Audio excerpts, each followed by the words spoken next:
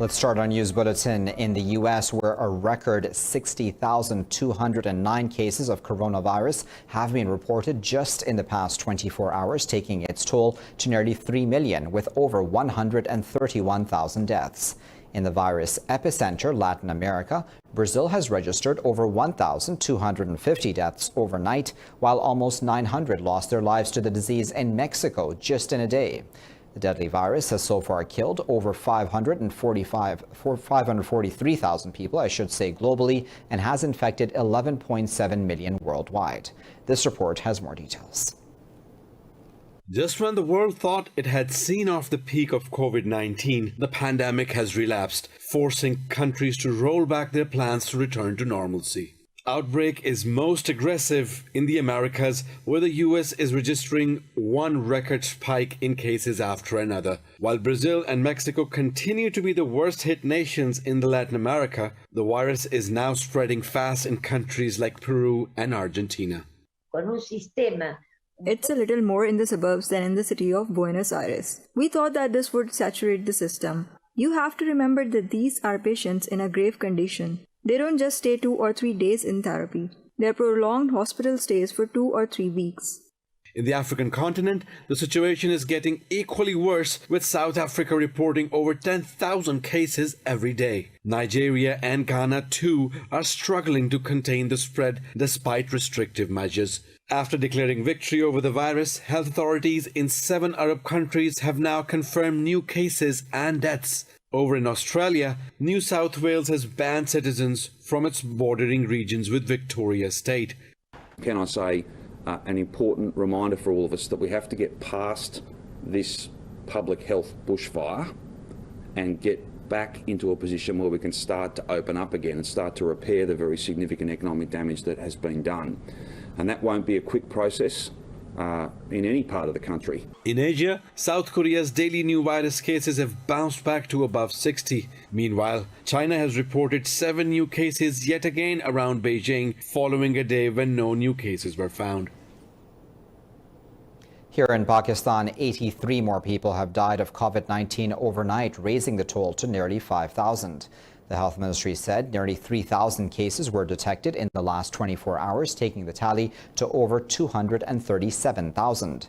The ministry said nearly 141,000 people have recovered from the virus so far. It said over 2,000 patients remain critical. The southern province of Sindh is badly hit by the virus, with nearly 98,000 infections, while Punjab has reported over 83,000 cases. Well, Pakistan says India's state-sponsored terrorism is a major threat to its security. Speaking at the virtual Counter-Terrorism Week at the United Nations, Pakistan's envoy Munir Akram said India is financing different organizations to conduct terrorist attacks in Pakistan. He referred to the attacks on the Chinese consulate and Karachi's stock exchange building to corroborate his statement. The envoy said the fascist ideology of New Delhi is posing an existential threat to the 180 million Muslims in India. The ambassador said Indian forces are committing war crimes in occupied Kashmir as well. He urged the UN to take immediate actions against India. Now, a complete shutdown is being observed in occupied Kashmir to mark the 4th martyrdom anniversary of freedom fighter BURHAN WANI. In a statement, Hurriyat leaders paid rich tribute to the martyred leader. They said WANI symbolizes the unrelenting resistance of Kashmiri people who are waging a struggle for the right to self-determination. This report has the details.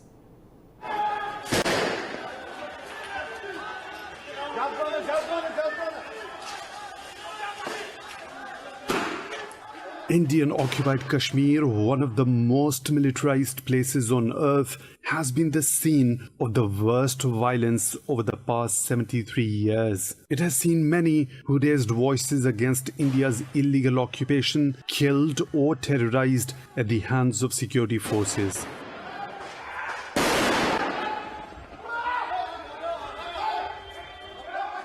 And Burhan Muzaffar Wani is at the top of the list. He had become an icon for Kashmiri youth through his social media warfare against occupying forces.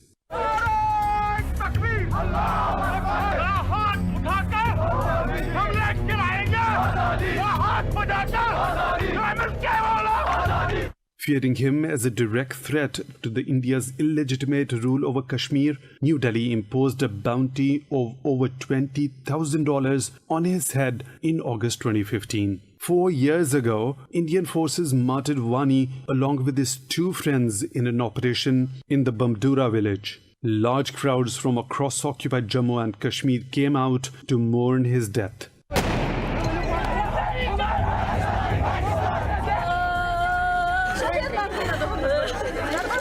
His death led to a wave of protests during which hundreds of people were brutally killed by Indian forces. Over 12,000 Kashmiris were arrested in the next 2 months to snub the protests. Indian atrocities in Kashmir have once again intensified since New Delhi stripped the region of its autonomy in August last year. 192 people have been martyred and another 1,300 wounded during the 11-month-long siege of the valley. Well, China says it is ready to join arms control talks with the U.S. and Russia if Washington agrees to reduce its nuclear arsenal to Beijing's level. China's Foreign Ministry Chief for Arms Control, Fu Kong, said Beijing would join the dialogue, but it knows Washington will not agree to the measure. Speaking to reporters, Fu asserted the U.S. is asking China for participation in talks is nothing but an excuse to walk away from the treaty extension. He said the real purpose is to get rid of all restrictions and have a free hand in seeking military superiority over any adversary. The New START is the only arms control treaty between Russia and the U.S. which expires in February. Moscow wants to extend the pact by another 5 years, but Washington has been advocating a trilateral arms control deal with both Moscow and Beijing. In the past, Beijing has refused to discuss the New START, arguing it has only a fraction of the nukes wielded by U.S. and Russia. Now, Russia and China have vetoed a UN Security Council resolution for extending cross-border humanitarian aid into Syria for a year. Diplomats said the other 13 members of the council voted to approve the draft. The resolution would have allowed aid to continue to pass through 2 points on the Turkish border without interference from Damascus. Diplomats said Syrian allies Russia and China only want to approve one Turkish crossing for aid access for 6 months. The Russian envoy to the UN, Vasily Nebenzia, said there were flaws in the German and Belgian proposed draft. To continue cross-border in Northwest, and for that purpose, we tried to explain how we see it continue. It didn't work out in the resolution that was not adopted, but we introduced our own text, which we circulated recently. Now, Turkey says 6 people were killed and 11 wounded in a car bomb attack by Kurdistan Workers' Party in northern Syria. The defense ministry said the explosives-laden vehicle blew up in the southeast of the town of Tal Abyad. The ministry said the PKK wants to disturb the peace and secure environment in the Operation Peace Spring area. It said the militia has added another of its attacks towards innocent civilians. Tal Abyad was cleared of terrorists last October during Turkey's operation. Turkey holds the PKK responsible for the deaths of some 40,000 people in a 30-year terror campaign. Turkey and Italy have agreed on the need for a political solution to Libya's conflict. In Ankara, the Turkish Defense Minister Hulusi Akar and his Italian counterpart Lorenzo Guerini discussed regional developments. Akar said Ankara shares common and similar views with Rome on several issues. He said security and defense cooperation between the countries would benefit the Mediterranean region. Guerini said all parties need to work together to achieve stability in the Mediterranean. Relations between some NATO members have soured over Libya as Turkey has accused France of backing Khalifa Haftar's forces. The European Union recognizes the GNA, but there are also differences between its own member states. Landmines planted by the Libyan warlord Khalifa Haftar's militia have killed or wounded 138 civilians south of the capital Tripoli in the past 2 months. In a statement, the head of the UN support mission in Libya, Stephanie Williams, said this is a potential violation of international law. She voiced regret over the death of 2 humanitarian mine clearance workers. According to reports, 57 explosions have occurred in the region so far due to landmines and explosives planted by Haftar's forces. Libya has been torn apart by a civil war since the ouster of Muammar Gaddafi in 2011. I'll be back after this break with plenty more news. Stay tuned.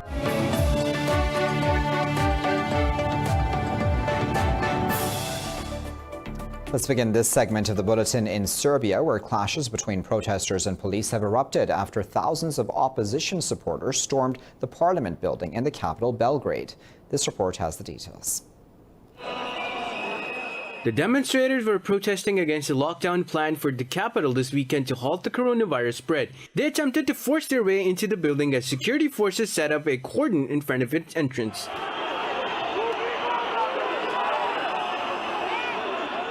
The demonstrators lit flares and threw stones at police officials and chanted for President Alexander Vučić to resign.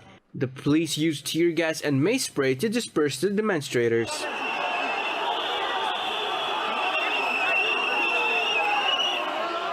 This comes after President Vučić said stricter measures, including the lockdown for Belgrade, would be introduced because of surging coronavirus infections. Opponents blamed the outbreak on the government and said people should not pay the price for another lockdown. Now, 3 people have died and 24 have been injured in a head-on collision between 2 trains in the northwest Czech Republic near the border with Germany. In a statement, an emergency services spokesman said helicopters and fire brigades are taking part in the rescue operation. Railway officials said an investigation has been launched to ascertain the cause behind the accident. Local media said some passengers sustained serious injuries. Well, the U.S.-based Human Rights Watch has said 180 bodies have been found in mass graves in Burkina Faso's Djibo town. It said the available evidence suggests that government forces were involved in mass extrajudicial executions.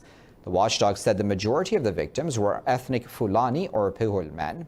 The Burkina Faso government has told HRW that it will investigate its claims.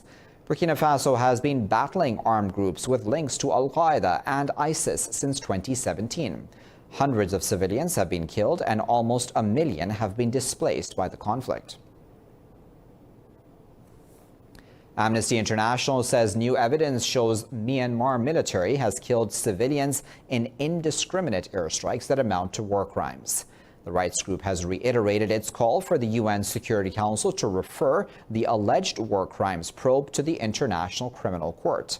In a report, Amnesty International said air attacks were launched amid the worsening conflict in the country's western Rakhine and Chin states. It said Tatmadaw bombed several villages in Chin state in March and April, killing more than a dozen people. It said the attacks were carried out by the Arakan Army, an armed group seeking greater autonomy for the Buddhist Rakhine people. Rakhine is also home to the Muslim Rohingya and borders Chin state, whose people are mostly Christian. Iran says 2 people have been killed while 3 others have been injured in an explosion at a factory in Baghir city. Kahrizak Governor Office said the powerful explosion caused significant damage to the factory located in an industrial district. The office said mishandling of oxygen capsules by workers caused the blast. Officials did not specify the type of industrial activity in the factory. Last week, an explosion in gas tanks at a medical clinic in the north of Tehran left 19 people dead and 14 others injured.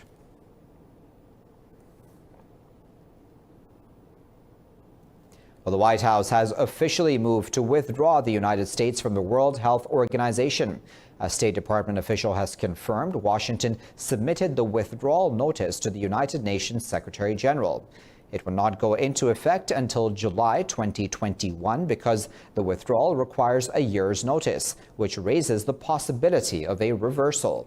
President Donald Trump has repeatedly criticized the organization, accusing it of having a bias towards China and its slow response to COVID-19 in Wuhan. The U.S. contributes $400 to $500 million annually to the UN body. Public health experts have warned a suspension of funds will severely damage the organization. A federal U.S. court has denied a request to reconsider a lower court's order to shut and drain a key link of the Dakota Access oil pipeline. The court rejected the emergency plea by pipeline owner consortium Dakota Access LLC, controlled by Energy Transfer. Native American tribes and environmental groups say the emergency plea was designed to rush legal process and deny opponents adequate time to respond. Earlier on Monday, the Columbia District Court ordered the stop of operations and to empty the pipeline pending an environmental review that could take up to a year. The court said a segment of the pipeline beneath Lake O lacked an adequate environmental impact statement. The court said the U.S. Army Engineer Corps violated laws by allowing the pipeline beneath the lake, which is a source of drinking water for natives. Rare cloud scenery has appeared on Tianmen Mountain in Jiangxi National Forest Park after persistent rainfall in China's Hunan province. The mountain got its name Tianmen, which means Heaven's Gate in Chinese. It was given its name after a hole appeared on its upper surface due to a rock collapse in 263 AD. Clouds were seen floating through the Tianmen Cave, known as a water-eroded cave with the highest elevation in the world. It is located 1,300 meters above the sea level, creating a fairyland view as if a pure white dragon winding through the cave. The mountain has always been a huge attraction to the tourists with its spectacular cloud scenery and abundant resources of flora. It gained wider international reputation after the film Avatar was released in 2009, with the movie's alien scenery being inspired by the mountain's distinctive landscapes.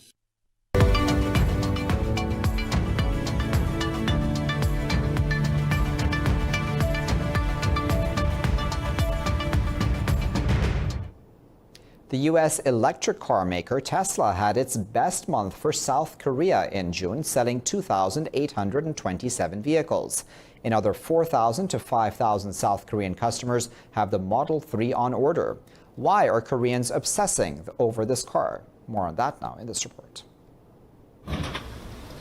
Tesla Incorporated is having a moment in South Korea, particularly among the tech-savvy professionals who have relatively been unscathed by the pandemic. Kang Sung-mo says he bought a Tesla Model 3 in December, ditching the Hyundai crossover he bought only last summer. Sung-mo says he is not interested in cars, but definitely enjoys the comforts of this new innovative model.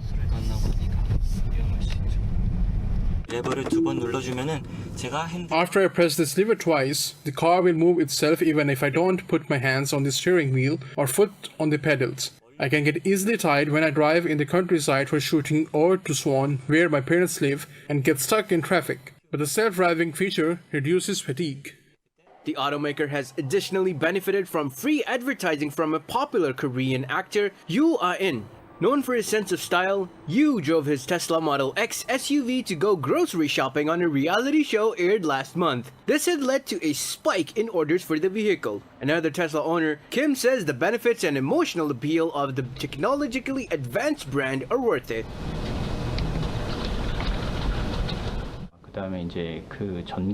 Tesla car owners say the usual petrol engine car is Galaxy and Tesla is an iPhone. Many people use iPhones for emotional reasons. As I've been driving Tesla myself, I can say there are a lot of emotional aspects with Tesla.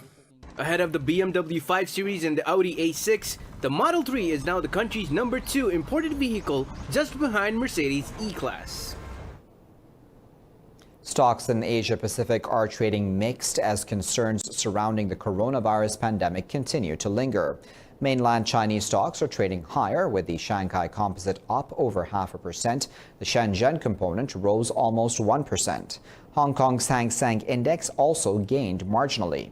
In Japan, the Nikkei 225 dipped over 0.5%, while the Topix Index was fractionally higher. Over in South Korea, the Kospi 2 lost nearly 0.5%. Meanwhile, the S&P ASX 200 in Australia slipped over 1%. Overall, the MSCI Asia ex-Japan Index traded fractionally higher.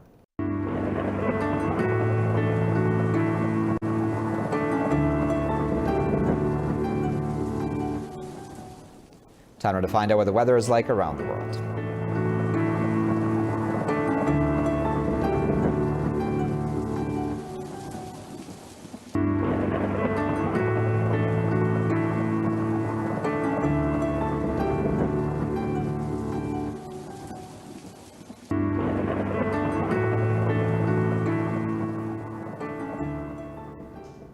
And there you have it. You're all caught up. Of course, for the latest updates on these and other stories, you can always follow us on social media at Indus.news. Thanks for watching.